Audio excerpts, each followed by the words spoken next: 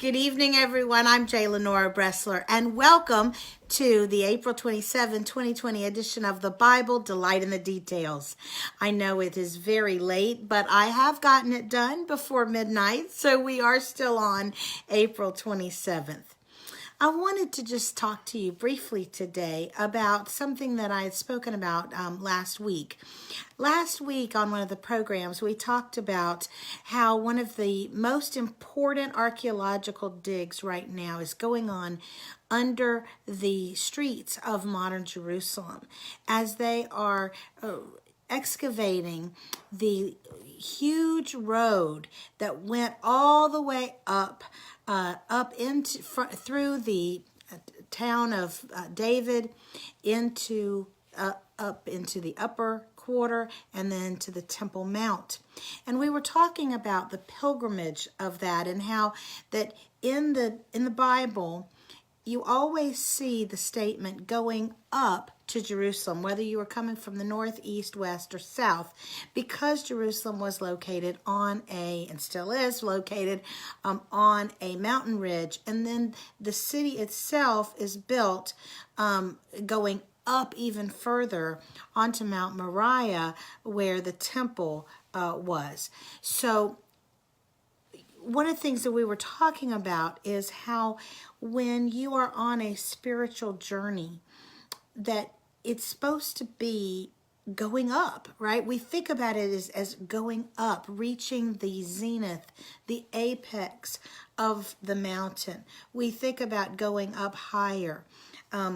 There's a beautiful album by Barbra Streisand, whom I don't always agree with, but on some things, but it's called Higher Ground. It's a beautiful, beautiful song where she says, lift me up to higher ground. And it's a spiritual song, and it really captures the sense that I think all of us have, that when we are growing in our faith, when we are seeking to be closer and closer to God, to do His will, there is a feeling that we are being elevated, that we are going up, getting away from the mire and the decay of this world and going up to something better. My father loves to tell me about, in the liturgy of the Episcopalian Church, it means so much to him that literally they say over and over, hearts aloft, lift up your hearts.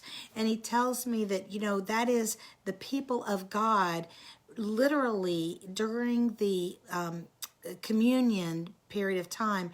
You are to be in one accord, and literally it lifts the people up out of the world for a period of time, as if they were in heaven already, as if they were in the presence of God in the throne room already. It's a beautiful thing. I love it. I mean, just hearts aloft.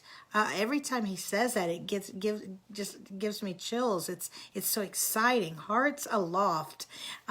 It for some reason it always makes me think of a beautiful hot air balloon that you're in, and you've cut the cords and you're going up. You're starting to lift off, and the excitement and the energy of that.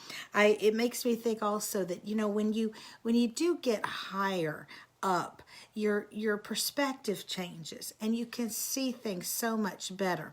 I love Camelot, the musical, and in Camelot you may remember that Arthur tells Guinevere that when he was a boy and Merlin was teaching him, he turned him into a hawk so that he could fly and look down and see that there were no boundaries over the land. And it gave him such a different perspective about things like politics and wars and all of that kind of thing, territorial disputes. But we think about that, don't we? We think that there is perspective as we get higher up.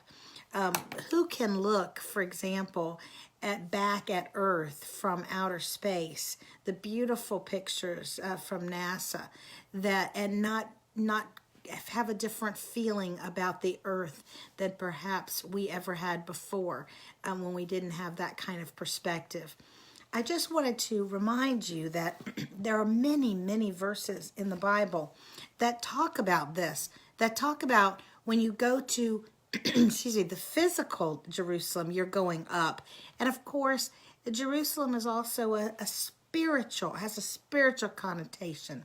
For example, in Micah chapter 4, verse 2, and many nations will come and say, let us go up to the mountain of the Lord and to the house of the God of Jacob, and he will teach us of his ways, and we will walk in his paths, for the law shall go out forth from Zion, and the word of the Lord from Jerusalem.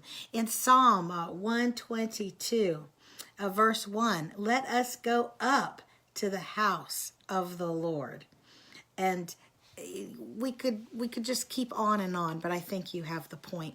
I hope that all of us are taking advantage of the opportunity to take our hearts aloft, as the Episcopalian liturgy says, and as my dad loves to teach me. Let us take our hearts aloft at every opportunity, for the Lord is continually calling us to go up to Jerusalem, to come up to the mountain of the Lord, to come up and rise up to him in our spiritual journey. I'm J. Lenora Bressler. Hearts aloft tonight. Have a great evening.